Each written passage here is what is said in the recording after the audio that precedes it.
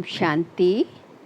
आज 21 सितंबर 2024। आज के ईश्वरीय महावाक्यों में हमारे परमपिता परमात्मा शिव कहते हैं, मीठे बच्चे, बाप कल्प कल्प आकर तुम बच्चों को अपना परिचय देते हैं। बाबा कल्प कल्प आकर तुम बच्चों को अपना परिचय देते हैं। तुम्हें भी सबको बाप का यथार्थ परिचय देना है। आज का प्रश्न है, बच्चों के किस प्रश्न को सुनकर बाप भी वंडर खाते हैं? उत्तर है, बच्चे कहते हैं, बाबा आपका परिचय देना बहुत मुश्किल है, हम आपका परिचय कैसे दें? ये प्रश्न सुनकर बाप को भी वंडर लगता है। जब तुम्हें बाप ने अपना परिचय दिया है तो तुम भी दूसरों को दे सकते हो। इसमें मुश्किलात की बात ही नहीं, ये तो बहुत सहज है। हम सब आत्माएं निराकार हैं तो जरूर उनका बाप भी निराकार होगा। ओम शांति। मीठे मीठे रूहानी बच्चे समझते हैं बेहद के बाप के पास बैठे हैं। ये भी जानते हैं बेहद का बाप इस रथ पर ही आते हैं। जब बाप दादा कहते हैं, ये तो जानते हैं कि शिव बाबा है और वह इस रथ पर बैठा है, अपना परिचय दे रहे हैं।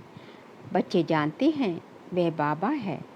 बाबा मत देते हैं कि रूहानी बाप को याद करो तो पाप भस्म हो जाएंगे, जिसको योग अग्नि कहा जाता है। अभी तुम बाप को तो पहचानते हो, तो ऐसे कभी थोड़े ही कहेंगे कि बाप का परिचय दूसरों को कैसे दूं? तुमको भी बेहद के बाप का परिचय है तो जरूर दे भी सकते हो। परिचय कैसे दे, ये तो प्रश्न ही नहीं उठ सकता। जैसे तुमने बाप को जाना है, वैसे तुम कह सकते हो कि हम आत्माओं का बाप तो एक ही है। इसमें मुझने की, कंफ्यूज होने की तो बात ही नहीं होती। कोई कहते हैं, बाबा आपका परिचय देना बड़ा मुश्किल होता है। अरे बाप का परिचय देना, इसमें तो मुश्किलात की कोई बात ही नहीं। जानवर भी इशारे से समझ जाते हैं कि मैं फलाने का बच्चा हूँ।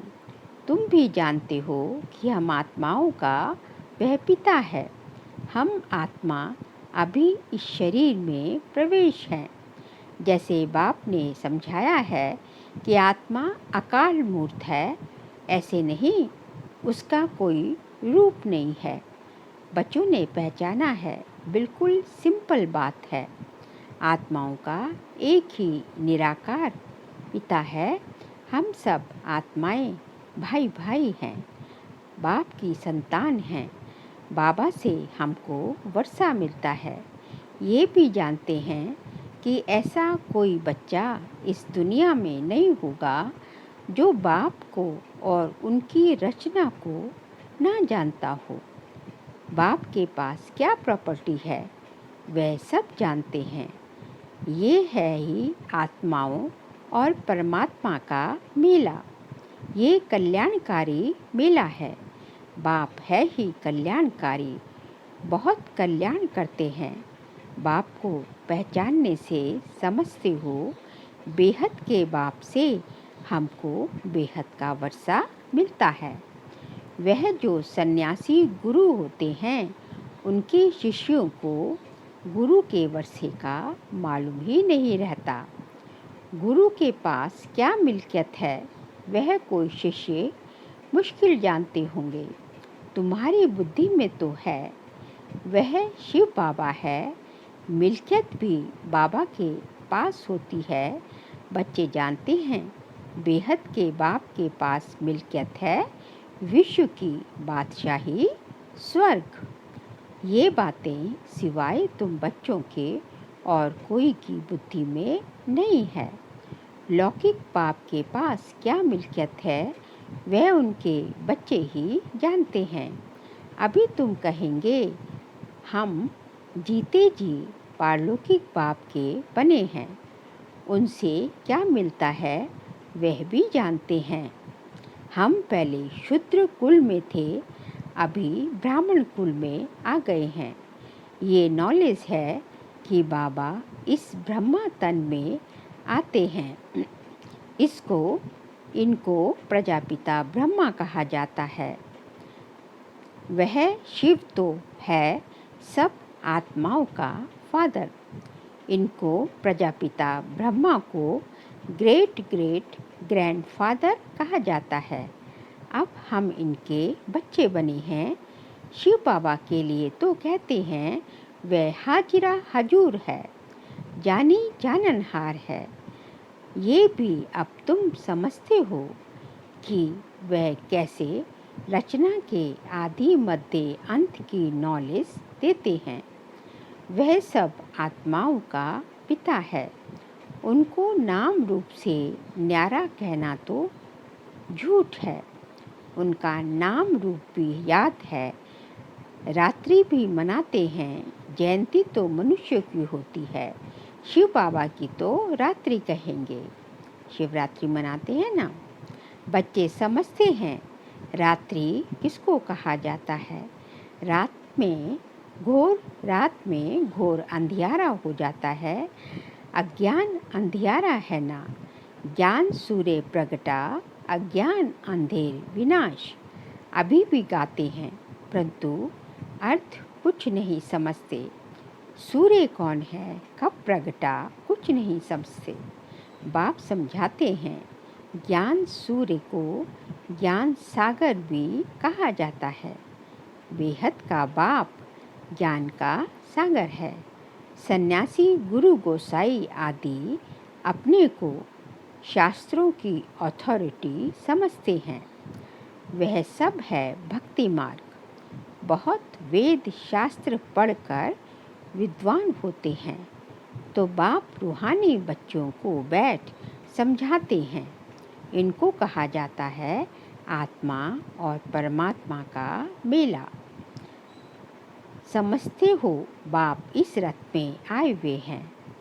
इस मिलन को ही मेला कहते हैं। जब हम घर जाते हैं तो वह भी मेला है। यहाँ बाप खुद बैठ पढ़ाते हैं। वह फादर भी है, टीचर भी है। ये एक ही पॉइंट अच्छी रीति धारण करो, भूलो मत। अब बाप तो है निराकार। उनको अपना शरीर नहीं है तो जरूर लेना पड़े तो खुद कहते हैं मैं प्रकृति का आधार लेता हूँ, नहीं तो मैं बोलूँ कैसे। शरीर बिगड़ तो बोलना हो ही नहीं सकता। तो बाप इस तन में आते हैं। इनका नाम रखा है ब्रह्मा। हम भी शूद्र से ब्राह्मण बने तो नाम बदलना ही चाहिए। नाम तो तुम्हारे रखे थे परंतु उसमें भी अभी देखो तो कहीं है ही नहीं। इसलिए ब्राह्मणों की माला नहीं होती। भक्त माला और रुद्र माला गाई हुई है। ब्राह्मणों की माला नहीं होती। विष्णु की माला तो चली आई है। सूक्ष्म वतन में विष्णु को 4 भुजा वाला दिखाया है। 2 भुजा लक्ष्मी की और 2 भुजा नारायण की। बाप समझाते हैं मैं धोबी भी हूँ। मैं योग बल से तुम आत्माओं को शुद्ध बनाता हूँ। फिर भी तुम विकार में जाकर अपना श्रृंगार ही गवा देते हो। बाप आते हैं सबको शुद्ध बनाने। आत्माओं को आकर सिखलाते हैं तो सिखलाने वाला जरूर यहाँ चाहिए ना। पुकारते भी हैं आकर पावन बनो। कपड़ा भी आकर पुकारते भी हैं आकर पावन बनाओ। कपड़ा भी मैला होता है तो उनको धोकर शुद्ध बनाया जाता है। तुम भी पुकारते हो हे पतित पावन बाबा, आकर पावन बनाओ। आत्मा पावन बने तो शरीर भी पावन मिले। तो पहली मूल बात ये होती है कि बाप का परिचय देना है। बाप का परिचय कैसे दे, ये तो प्रश्न ही नहीं पूछ सकते। तुमको भी बाप ने परिचय दिया है, तब तो तुम आए हो। बाप पास आते हो। बाप कहाँ है? इस रथ में है। ये है अकाल तख्त। तुम आत्मा भी अकाल मूर्त हो। ये सब तुम्हारे तख्त हैं, हमारे सबके अपने अपने विकृति रूपी तख्त हैं, जिस पर तुम आत्माएं विराजमान हो। वह तो अकाल तख्त जड़ हो गया। कौन सा वाला? जो कि जो है वो गोल्डन टेम्पल में जो है वहाँ अकाल तख्त रखा रहता है ना, तो जो अकाल तख्त है वहाँ, तो वो बाबा कहते हैं वो तो जड़ है। तुम जानते हो मैं अकाल मूर्त अर्थात निराकार, जिसका साकार रूप नहीं है। आत्मा का तो कोई साकार रूप नहीं है ना।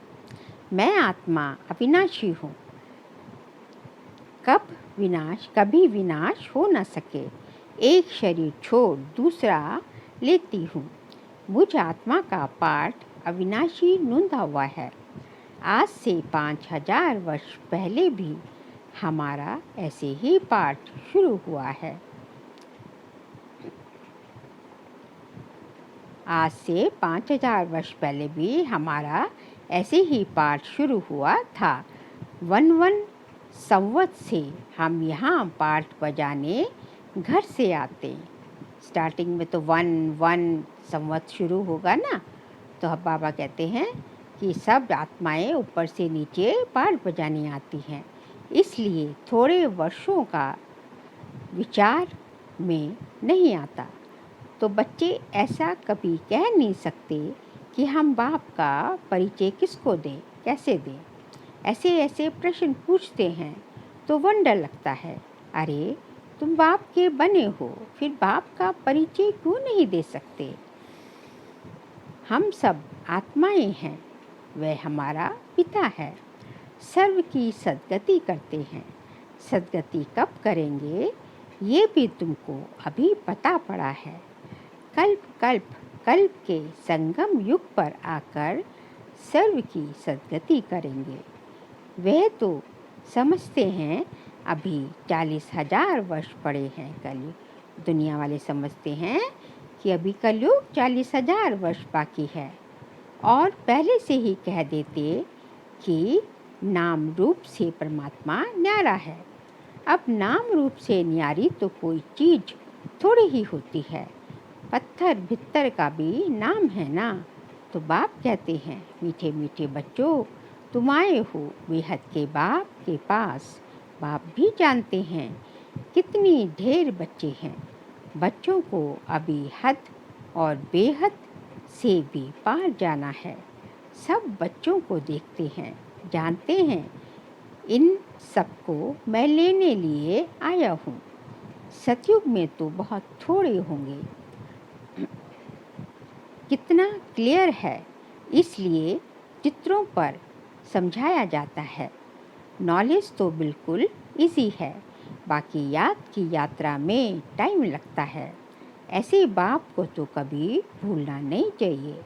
बाबा कहते हैं मामी कम याद करो तो पावन बन जाएंगे। मैं आत्मा ही हूँ पतित से पावन, मैं आता ही हूँ पतित से पावन बनाने। तुम अकाल मूर्त आत्माएं सब अपने अपने तख्त पर विराजमान हो। बाबा ने भी इस तख्त का लोन लिया है। इस भाग्यशाली रथ में बाप प्रवेश होते हैं। कोई कहते हैं परमात्मा का नाम रूप नहीं है, वह तो हो ही नहीं सकता। उनको पुकारते हैं, महिमा गाते हैं, तो जरूर कोई चीज़ है ना। सतो प्रधान तमो प्रधान होने के कारण कुछ भी समझते नहीं। बाप समझाते हैं, मीठे मीठे बच्चों, इतनी 84 लाख योनियाँ तो कोई होती नहीं है, ही 84 जन्म। पुनर्जन्म भी सबका होगा। ऐसे थोड़ी ही भ्रम में जाकर लीन होने व मोक्ष को पाएंगे। ये तो बना बनाया ड्रामा है, एक भी कम ज़्यादा हो नहीं सकता। इस अनादि अविनाशी ड्रामा से ही फिर छोटे छोटे ड्रामा व नाटक बनते हैं। वह है विनाशी। अभी तुम बच्चे बेहद में खड़े हो, तुम बच्चों को ये नॉलेज मिली हुई है। हमने कैसे 84 जन्म लिए हैं, अभी बाप ने बताया है। आगे किसको पता नहीं था। ऋषि मुनि भी कहते थे कि हम नहीं जानते। बाप आते ही हैं संगम युग पर इस पुरानी दुनिया को चेंज करने। ब्रह्मा द्वारा नई दुनिया की स्थापना फिर से करते हैं। वह तो लाखों वर्ष कह देते हैं, कोई बात याद भी न आ सके। महाप्रलय भी कोई होती नहीं। बाबा राजयोग सिखलाते हैं, फिर राजाई तुम पाते हो। इसमें तो संशय की कोई बात ही नहीं। तुम बच्चे जानते हो, पहले नंबर में सबसे प्यारा है बाप, फिर नेक्स्ट प्यारा है श्री कृष्ण। तुम जानते हो श्री कृष्ण है स्वर्ग का पहला प्रिंस, नंबर 1। वही फिर 84 जन्म लेते हैं। उनके ही अंतिम जन्म में मैं इनमें प्रवेश करता हूँ। अब तुमको पतित से पावन बनना है। पतित पावन बाप ही है। पानी की नदियाँ थोड़ी ही पावन बना सकती हैं। ये नदियाँ तो सतयुग में भी होती हैं। वहाँ तो पानी बहुत शुद्ध होता है, किचड़ा आदि कुछ नहीं रहता। यहाँ तो कितना किचड़ा पड़ता रहता है। बाबा का देखा हुआ है। उस समय तो ज्ञान नहीं था कहाँ बाबा के पास। अभी वंडर लगता है, पानी कैसे पावन बना सकता है। पानी तो पावन बना ही नहीं सकता।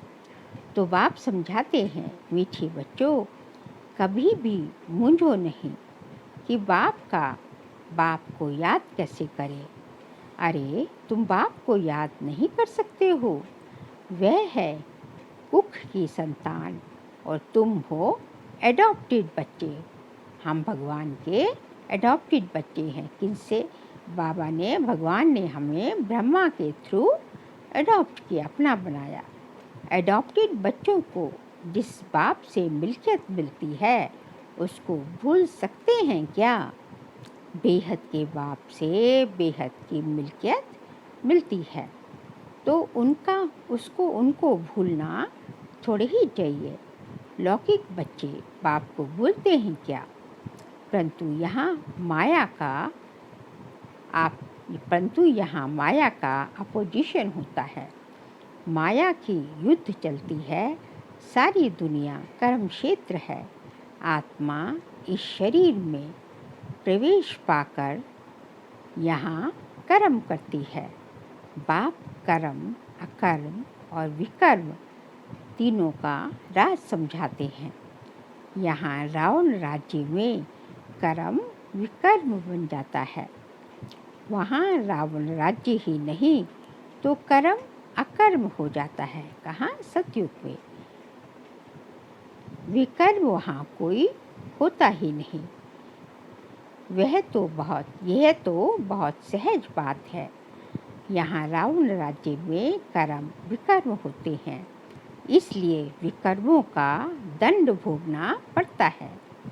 ऐसे थोड़ी ही कहेंगे रावण अनादि है। नहीं, आधा कल्प है रावण राज्य, आधा कल्प है राम राज्य। तुम जब देवता थे तो तुम्हारे कर्म अकर्म होते थे जब हम देवता थे। अब ये है नॉलेज। बच्चे बने हो तो फिर पढ़ाई भी पढ़नी है। बस फिर और कोई धंधे आदि का ख्याल भी नहीं आना चाहिए, परंतु गृहस्थ व्यवहार में रहते धंधा आदि भी करते हुए करना है। तो बाप कहते हैं सब कुछ करते गृहस्थ व्यवहार में रहते कमल पुष्प समान पवित्र रहो। ऐसे देवता तुम बनने वाली हो।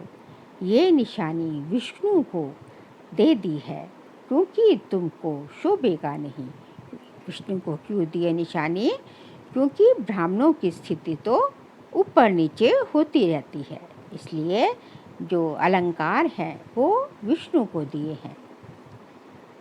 क्योंकि तुमको शोभेगा नहीं, उनको शोभता है। किसको? विष्णु को। वही विष्णु के दो रूप लक्ष्मी, श्री लक्ष्मी और श्री नारायण बनने वाले हैं। वह है ही अहिंसा, परमो देवी देवता धर्म। ना कोई विकार की काम कटारी होती और ना कोई लड़ाई झगड़ा आदि होता है। तुम डबल अहिंसक बनते हो। सतयुग के मालिक थे। नाम ही है गोल्डन एज। कंचन दुनिया, आत्मा और काया दोनों कंचन बन जाती है। कंचन काया कौन बनाते हैं? भगवान बनाते हैं। अभी तो आयरन एज है ना। अब तुम कहते हो सतयुग पास हो गया, सतयुग जो है क्रॉस हो गया। कल सतयुग था ना, तुम राज्य करते थे। तुम नॉलेजफुल बनते जाते हो। सब तो एक जैसे नहीं बनेंगे। अच्छा, मीठे मीठे सिखिल दे बच्चों प्रति माता पिता बाप दादा का याद प्यार और गुड मॉर्निंग। रूहानी बाप की रूहानी बच्चों को नमस्ते। हम रूहानी बच्चों की रूहानी बाप दादा को नमस्ते नमस्ते नमस्ते। सार के लिए पॉइंट्स है। मैं आत्मा अकाल तख्त नशीन हूँ। इस स्मृति में रहना है। हद और बेहद से पार रहना है, पार जाना है। इसलिए हदों में बुद्धि नहीं फंसानी है। हमें क्या बनना है? बेहद के वैरागी बनना है। सेकंड पॉइंट, बेहद बाप से बेहद की मिल्कियत मिलती है। इस नशे में रहना है। कर्म अकर्म और विकर्म की गति को जान विकर्मों से बचना है। पढ़ाई के समय धंधे आदि से पढ़ाई के समय बुद्धि निकाल देनी है। आज का बाबा का वरदान है, श्रीमत की लगाम को टाइट कर मन को वश करने वाले बालक सो मालिक भव। श्रीमत की लगाम को टाइट कर मन को वश करने वाले बालक सो मालिक भव। दुनिया वाले कहते हैं कि मन घोड़ा है जो बहुत तेज भागता है, लेकिन आपका मन इधर उधर भाग नहीं सकता, क्योंकि श्रीमत का लगाम मजबूत है। किसके पास श्रीमत का लगाम है? बाबा के, भगवान के बच्चों के पास। जब मन बुद्धि साइट सीन्स को देखने में लग जाती है। साइट सीन्स क्या होते हैं? कोई चलते चलते कोई कुछ कर रहा है, अरे देख तो लो, किसी का बातें सुन लो, किसी की बातें में लग जाओ, ये सब क्या है? साइट सीन्स है। जब मन बुद्धि साइट सीन्स को देखने में लग जाती है तो लगाम ढीला होने से मन चंचल हो जाता है।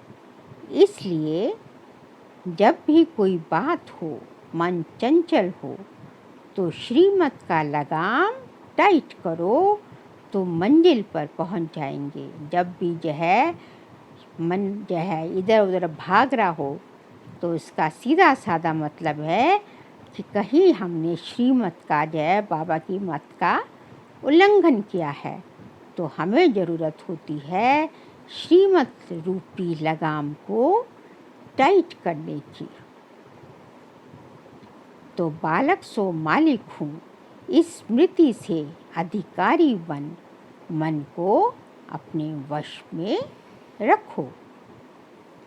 स्लोगन है, सदा निश्चय हो कि जो हो रहा है वो भी अच्छा और जो होने वाला है वो और भी अच्छा, तो अचल अडोल बन जाएंगे।